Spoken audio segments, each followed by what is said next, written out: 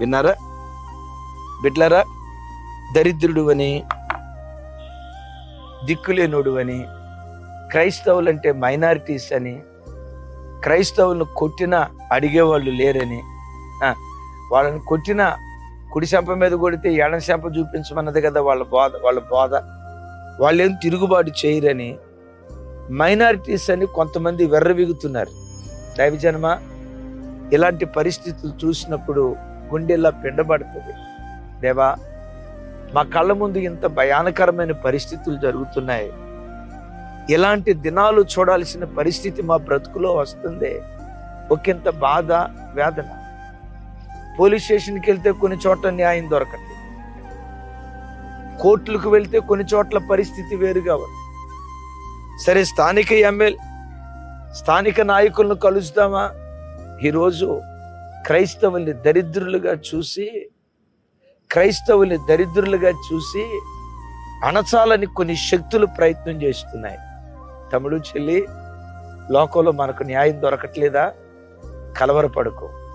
నీవు ఆరాధించే దేవుడు అంతిమ న్యాయాధిపతి, తన ప్రజల పక్షాన వేద్యమాడే దేవుడు, తన ప్రజలకు న్యాయం తీర్చే దేవుడు, తన ప్రజల పక్షమున రోషము భూని ఆయన తన ప్రజల పక్షాన నిలవబడి కార్యాలు చేసే దేవుడు.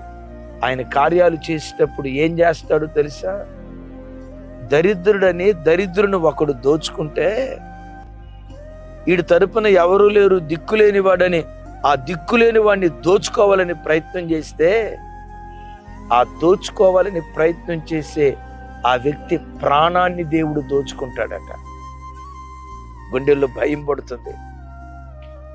వీడేమో దరిద్రుని గౌరవాన్ని దోచుకున్నాడు, ఆ దరిద్రుని డబ్బును దోచుకున్నాడు. దేవుడు ఏం చేస్తాడో తెలుసా? వాడి ప్రాణాన్ని దోచుకుంటాడట. వాక్యంలో రాయబడిన మాట. నిజంగా దేవుడు అలా చేస్తాడా? ఇజ్రాయేలీలు మైనారిటీలని బబులోను దేశంలో నెబుకద్నెజర్ రాజు వెర్రవీగాడు, బాధించాడు ఇశ్రాయేలీలను. దేవుడు ఎంత కృపగలిగినోడంటే, బాధించిన నెబుకద్నెజర్ కూడా వెంటనే శిక్ష ఇవ్వాల. ఓ కల ద్వారా దేవుడు ప్రత్యక్షమై, ఓ పెద్ద చెట్టు, మహా గొప్ప వృక్షం, సమస్త జాతుల పక్షులు దానిలో ఉన్నట్లుగా, సడన్ గా అది నేల వరకు నరకబడి మొద్దుగా మిగిలిపోయినట్లుగా ఆ దర్శనం చూసి తులిపడి లేచాడు.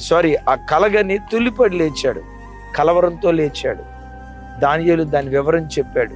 రాజా, ఆ చెట్టు నువ్వే, ఆ శిక్ష నీ మీదకి రాబో